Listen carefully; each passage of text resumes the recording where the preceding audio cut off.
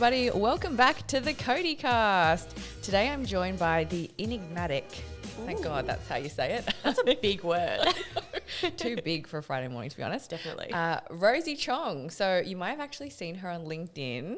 She's a little bit of a celebrity now. So she's all over my feed with her amazing video posts. And I know firsthand it's really hard to put yourself out there on LinkedIn or on any social platform. So I'm excited to talk to you about your experience getting active on that platform. But today we're actually going to be talking all about personal branding. So I'm looking forward to hearing your thoughts on the topic because you work really closely with our clients to get themselves out there and really grow their personal brand, grow their business's brand, and get leads, which is very exciting. So before you joined us at CODI, you actually worked at News Corp. So you're on the front line managing accounts in the sales team. So you've come into CODI and you're an absolute gun. And Stop flattering me. I can't. You're too kind, Lisa. That's no word of a lie. So I'm really excited to learn a little bit more about your background and hopefully how you're enjoying CODI. But welcome to the show, Rosie. Thank you. Thank you for having me. I'm very excited. It's my podcast debut. I've never been on one. I don't know if I like the sound of my own voice, but we're just going to see how we go. Excellent. Well, and I think Wolfie wants to say hello to you as well. So Wolfie, for those who don't know, she's my dog and she's the chief morale officer at CODI. So she, I think, needs to get her own episode one day. So firstly, look, I have to say, when I started posting on LinkedIn, it was quite a daunting experience. And it's certainly not for everyone, especially video content, because you really are putting yourself out there. But can you tell me a little bit about your experience? Because when you came to CODI, I was pretty much like try and annoy everyone. I'm like, you should get active on LinkedIn. It's the best platform ever. And you've been posting really consistently and a lot of video content. So how did you find that experience, like getting active on LinkedIn? Yeah, so prior to starting here, I did not really tolerate LinkedIn at all. I had curated a nice profile, but as I saw it basically just as a digital resume. So when I started here and I saw how active you were and you were literally just all over my newsfeed before I even applied for the job, which is ridiculous. You pushed me pretty hard to do it because essentially you wanted to raise me as a baby Lisa and just get my face out there, which was something I realised as an outgoing and as a Leo, so I'm very, very outgoing, confident person. It was something I was really excited to do. So I've been trying to average about 2 videos a week, and I've done that for the last maybe month and a half, and I've really enjoyed it.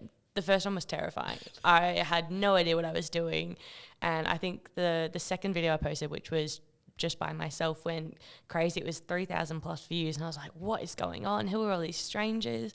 And since then it's just really boosted my confidence. It's helped me a lot with work as well, pitching to clients and being just on the front and constantly meeting different people. But I've absolutely loved it. I found people actually see me and come to me for advice now because I think I'm a bit of an expert, which is I've fooled them. I'm still always learning and doing my best, but it's been a really fun experience.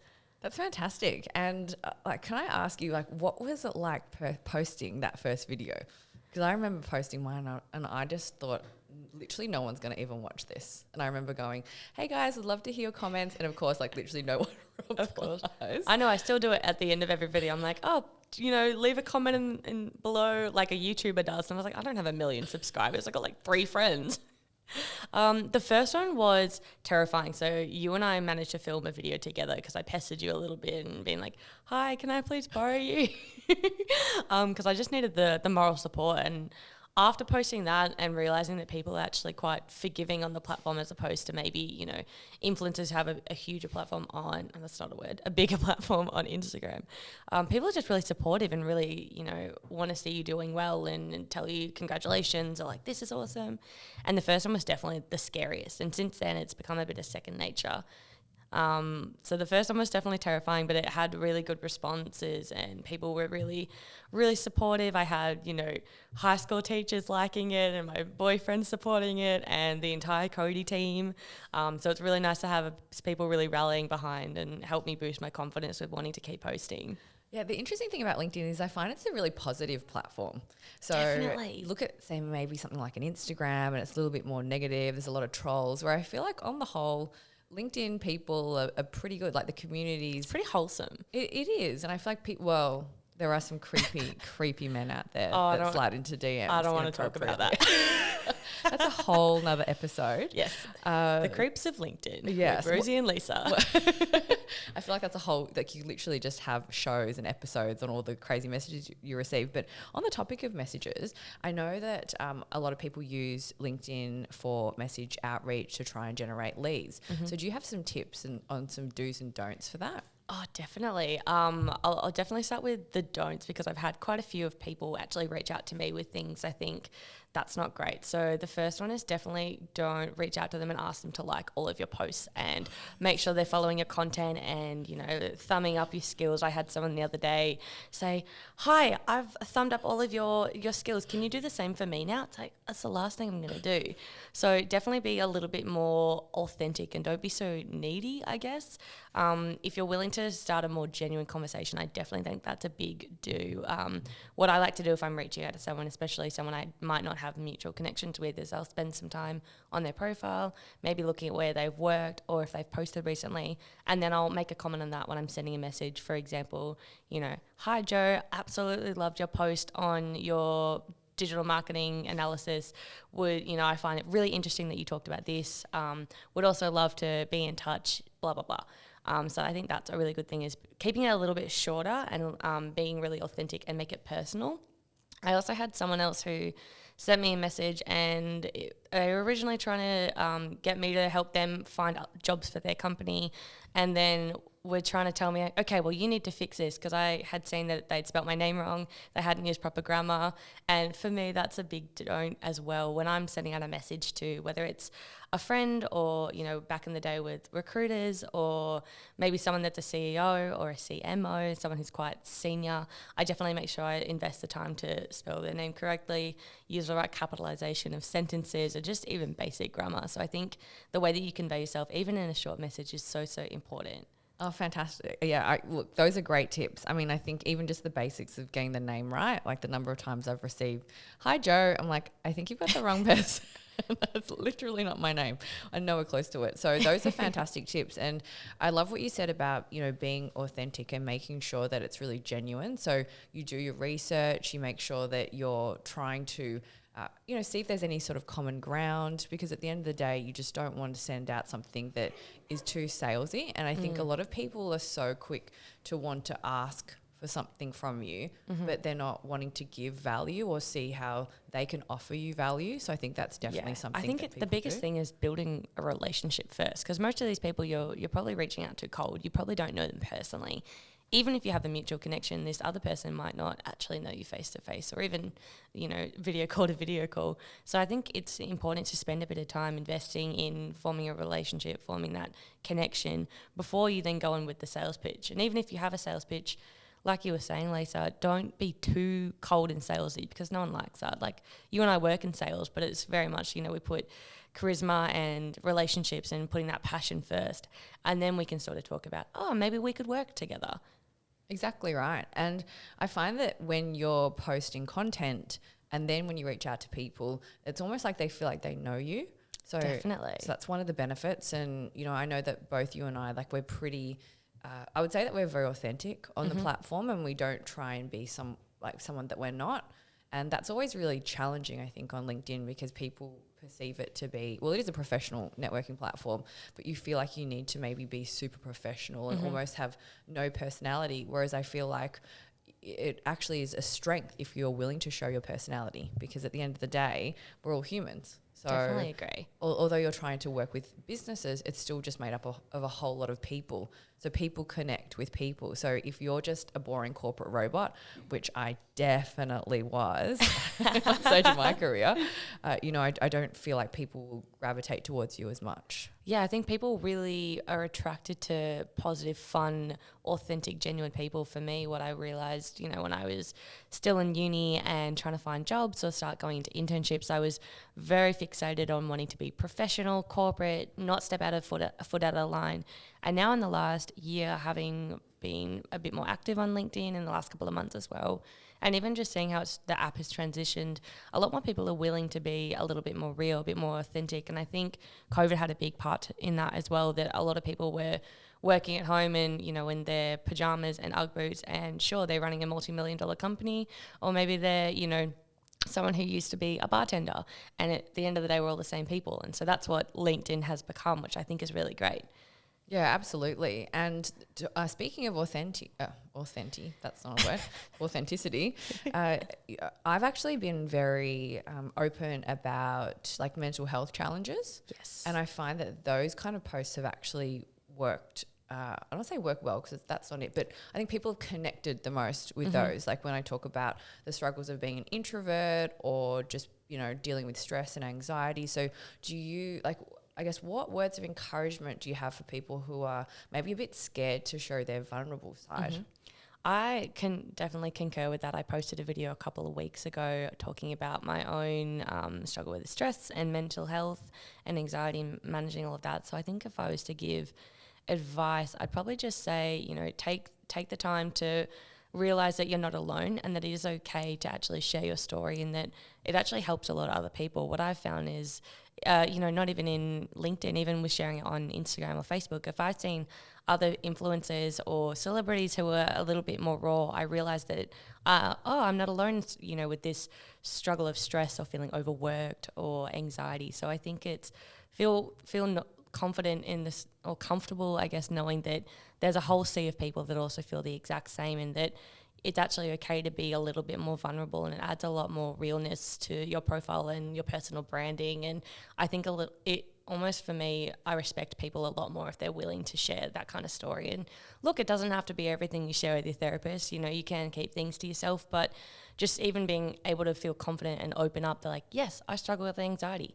It doesn't make you weak. It actually makes you stronger. And a lot of people will really respect that, I think. Yeah, I couldn't agree more. And actually, so at CODI agency, we do LinkedIn management. And I was talking to one of our clients, Harry Karafalakis. If you don't follow him on LinkedIn, definitely give him a follow. He's fantastic. But he was, we were talking about his first video he ever posted, and he was really nervous to post it. And I just looked back at that video and I just smiled because he's just so cute and he was just so real. And he was talking about how that's the video that everyone remembers. Like that was his first ever video he posted on LinkedIn. And he said he was so nervous, and everyone just was super encouraging. And he says people still come up to him today and tell him about, you know, good on you for doing that video. They saw that video. So, and he's in construction, which is like a really, you know, I feel like it's one of those industries where you feel like you got to be like an alpha and like a tough guy. And I just thought, good on you for showing that vulnerable side, because you're going to inspire a lot of people in your industry that it's okay if you don't, you know, you don't have to have your shit together. You don't need to be.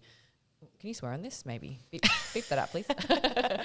You don't have to have everything together. Like you can show that we're all just humans at the end of the day, and we all struggle. Like I'm struggling most days. Oh yeah, you and me both. But on the outside, it's like, oh look, I'm put together, and this is great. And internally, it's like, what is going on? Yeah, exactly. Internally, I'm like that duck underwater. I'm just forever just running. Just a constant hot mess, you and I. Oh, exactly. I'm not even hot. I'm just a mess. So you know, I think in terms of LinkedIn, there's just no better way to get your brand out there, especially from a B2B perspective. Definitely. The interesting thing I find about LinkedIn though is that there's about 740 million users on the platform, but barely anyone is posting. I know, it's crazy. It's like a massive opportunity. So what message do you have for the people out there who are just sitting back, listening to this podcast and not getting active? I think that there's a motivational message to them. This is all I'm here for, is just giving advice. I don't know if I'm qualified for this, but sure. So if you're listening to this, please take it with a grain of salt. So I think it's a 2% of people out of that 740 million that are posting, and less than that are even posting video.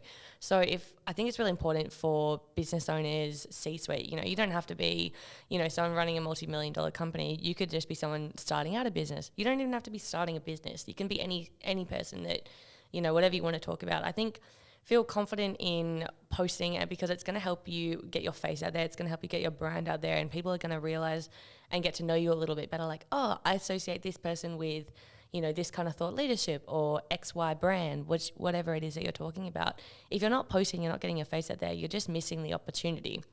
So I think it's a really strong place to be playing in to help you inspire others. You can connect with others.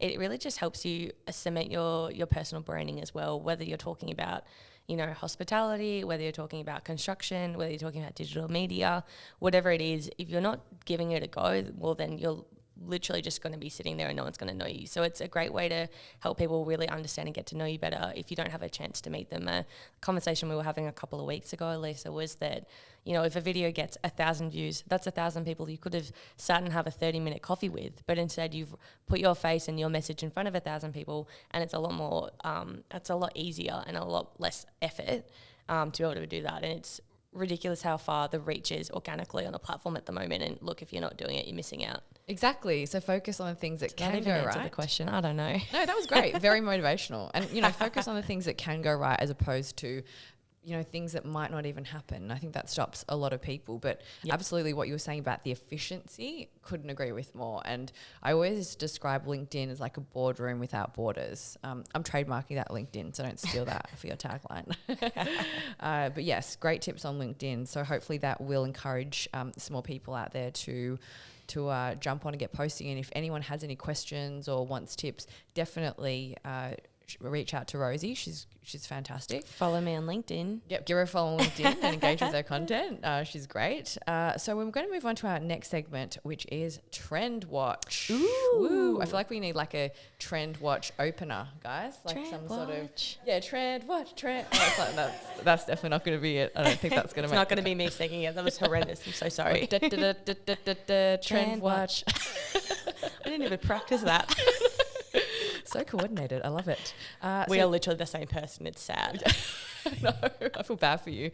It's like all really not good things to look forward to as you get older. No, I think so. We're doing pretty good. So in this segment, we look at the latest trends and brands to watch out for.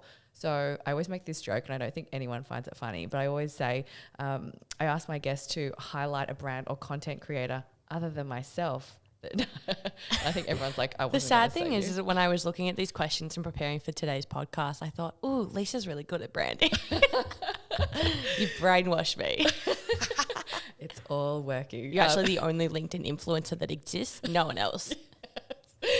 Absolutely, everybody. No. So do you have a brand or content creator that you really admire, and why? Like, and it could be on any platform. I had two for this. So I was having a bit of a think, and I'm a big fan of LinkedIn. I'm a big fan of TikTok. And so I'm getting licked by a dog. So sorry. Not the worst thing to happen. So in terms of LinkedIn, there's someone that I connected with a few months ago called I don't want to butcher this, Dr. Eric Siu, and he's got about 7,000 followers, I think, and he's based in Malaysia, and he is, given his name, he is a surgeon, he's a medical doctor, he is also a uni lecturer, and just a whole bunch of different things. So like his profile is all about educating, connecting with people, but also just really dry humor. And I find it really interesting that someone of such a high professional manner, doctors and surgeons are regarded as quite professional, quite put together, quite refined. And he is just commenting some savage things on other people's posts. And I love it. He's like being authentically himself, even though that he's got a pretty strong platform and he's doing a lot of lectures and fun things. But he's also just really enjoyable to engage with, and just some of the comments he puts are just so dry, such dry humor, and I was like, so much respect for him. And that's the kind of person I think does really well on LinkedIn as a industry leader, a thought leader, an influencer, if you want to call them that. In terms of more of a brand, on TikTok, I've talked about this so many times, but Ryanair, which is, for those who don't know, is a pretty cheap European airline. And given 2020 and people couldn't travel with lockdown and COVID, you would have thought that airlines would not be going anywhere. But on TikTok, I was looking at this last night as well in prep for this. They have just over 500,000 followers on TikTok, and their videos are hilarious. And I've seen a lot of comments of people saying because the brand's been so funny, so on trend, keeping up with different TikTok video trends, or just being quite funny on the app, that they now have a lot more respect and a lot more connection with that brand, that they're willing to, you know, when we are allowed to travel again, that they're actually going to want to fly with them now. And I think it's so interesting that they can take the piss on themselves. I don't know if I can say that. We can bleep that, sure. But, you know, make a joke of themselves and it still be really funny and really relatable. And I think they've done a really strong job in a climate where airlines aren't really doing much at all because tourism doesn't exist right now. A big fan to see how they keep going. And I think a lot of brands on the app have really been trying to emulate that and really copy that, because they've just been a big leader in how brands are doing it right organically on TikTok. Yeah, and look, TikTok's a huge one, and I feel like not a lot of brands are using it well. And you actually got me onto Ryanair, and they're just so quick to jump on the trending sounds or the actual trend. So it's crazy. They do it so fast. Exactly. I think what a lot of brands do wrong on TikTok, this is now a TikTok episode. I could talk about TikTok for days. A lot of brands are really slow to get on trends, whether it's, you know, a sort of commentary video that's a little bit funny or humorous, or even just using a trending sound. A lot of them do it like a month later, which is a huge no-no for TikTok. Viral things and trends happen, you know, within a week and then it's gone. So I think what Ryanair do really well is that they're very quick, keeping their finger on the pulse sort of thing. Fantastic. So go and give the Savage Surgeon, I want to call him like the Savage Surgeon, a follow. We'll put his link I'm trying to in the show notes. His last name is spelled Siew, so Dr. Eric Siew. Yeah. But yeah, I also relate to him because I'm half Chinese Malay and he's Malaysian as well, and it's, I don't know, it's something that I feel connected with as well personally. But he's great and has great content, so definitely chuck him a follow. Excellent. We'll put his handle in the show notes, and definitely go and check out Ryanair on TikTok as well. So thanks for those, Rosie. So moving on to the next segment, we have the Things I've Learned, social hacks, tips and tricks segment. I feel like we need a little la la la opener, tips and woo woo do do do do for that. I'll have a chat to the team because they're probably not going to like that. They might just play some sounds straight over that. Just bleep us out. That's fine. They'll be like, oh, I'm sorry, your episode didn't record. How unfortunate. Oh, no. So you obviously have been with us at CODI for a few months now, which I'm sure, oh, God, that's absolutely flown by. I know. It's gone so fast. So what are your top 3 main do's and don'ts you've learnt about personal branding? Ooh, top 3. So let's start with the do's, the positives. Definitely be authentic. I think that is the biggest message that I could push out about personal branding. If you're not being your genuine, honest, candid self, then, you know, you're just being fake, and I don't think people really connect with that. The second do, I really should have prepped this a little bit more. That's okay. The second one about personal branding, let me have a think. I think it's be willing to take feedback and be willing to get things wrong and admit that. I think people always want to expect that they need to be perfect, and sometimes you will get it wrong. Maybe you'll say the wrong thing. You know, maybe what you're saying won't resonate with people, and people might give you feedback, but that's actually okay. And what I've learned the last couple of months is that feedback is actually a good thing. If people are putting in the effort, then they want to help you, and you can take that on board and, you know, help yourself grow and learn more. And just be better, I guess. And again, that feeds into the authenticity and the realness and everything.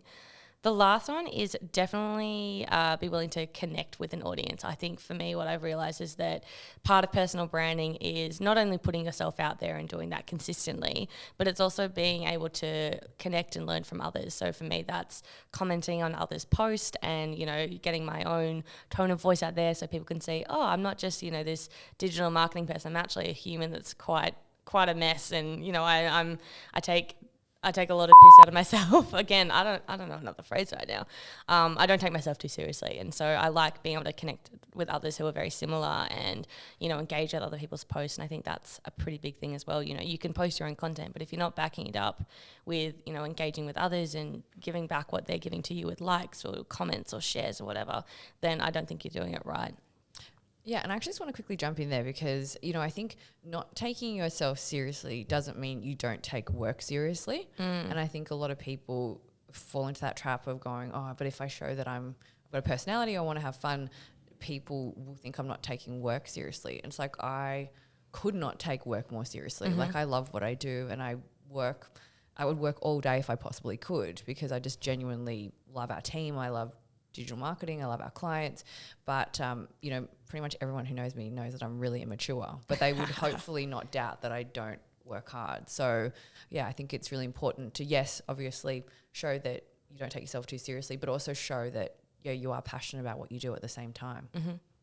Sorry, I interrupted you. No, it's good. I definitely agree with you for sure. In terms of the don'ts of personal branding, I think my biggest one is just being a little bit too controversial and a little bit too rude.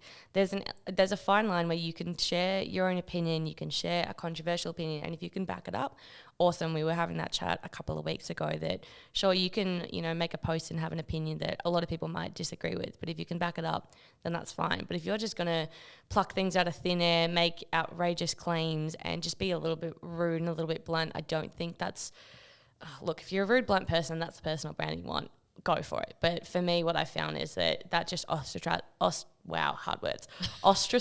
people, and it just offends them, and that's not what you want to be doing. I think something else is not having consistency as well with your brand image. So something I learned from the LinkedIn master, Eric Sim. Oh my gosh, I'm a mess this morning. He's got like almost 3 million LinkedIn followers by now. Where's my train of thought going? Wow, this is not going well for me. Consistency, personal image, there we go. Something that I think you shouldn't be doing is having different bios, different job titles, different images across all different social media apps. It actually makes it quite confusing. So if you you go by doctor, try and keep consistently that doctor's going to be in your profile name on Instagram, Facebook, LinkedIn, Pinterest, whatever you're on. I also found that keeping consistency with the image is really important. So if you've got a different profile picture on Facebook, then Instagram, then LinkedIn, and you're really trying to curate a professional image, it's not going to help at all. So it can be really confusing and not really help your audience find you. If you're on, say you're doing a Clubhouse, and Clubhouse is a audio only app for those who haven't heard of it before. It's what you can do is you can have your bio and your profile image match everything, because then people can go straight from Clubhouse and think, oh, I want to follow this person on LinkedIn. I love the talk that they did today. So I think that's really something to be conscious of. And then my last don't for personal branding is I think for me it's a consistency in posting. So people really want to trust a brand, they want to connect, they want to find credibility, whether that's a company or whether it's a personal brand. In this case, obviously talking about personal branding, if you're going to post once and then not post anything for 5 months, you're not going to build anything. You're not going to build rapport, you're not going to build credibility in your own personal name. So I think making sure that you're keeping up consistency, and look, if that's once a fortnight, keep that up, post every Wednesday. If you're trying to do it twice a week, amazing. Just make sure you're constantly trying to push yourself to post constantly and consistently, and that'll help you build. Otherwise, you're just going to get forgotten about. Yeah, I think that's a really good point. It's a great way to keep top of mind, but also don't be afraid if your first post or your second post or your third post or your fourth post, I'm like running out of where I'm counting, doesn't go viral or doesn't get traction. Because I think a lot of people just expect themselves to, or expect to post and then blow up on whatever platform they're on. That just rarely happens. So I think it's really important that you make sure that you're being consistent, like you said, and not give up. Like, don't give up too early, because if I gave up after the first video, which was terrible, I'm embarrassed to see my first video, then I wouldn't have all the amazing opportunities that I had today. So definitely a great tips for those. So just to finish up, we have our five quick question segment. Questions. Maybe we start calling as like segment intro people. I know, I should have started my own podcast, or like gone into radio or something, or like writing jingles for advertisements. Exactly. Obviously, we need Tom from our team to do our little segments. He's got like that great radio voice. So help us out, Tom, please. Tom, save us. So just to finish up, I've got 5 quick questions for you. So question 1. What was the first video you put up on TikTok, and why? So I had to go through and scroll back down to see, because I could not remember. But it was a travel montage. So I had found when I was getting back onto TikTok, I took a year off the app because it was taking over my life. And when I first got back onto it a couple of months ago, I saw a song that I really liked, and that sound kept popping up on different videos.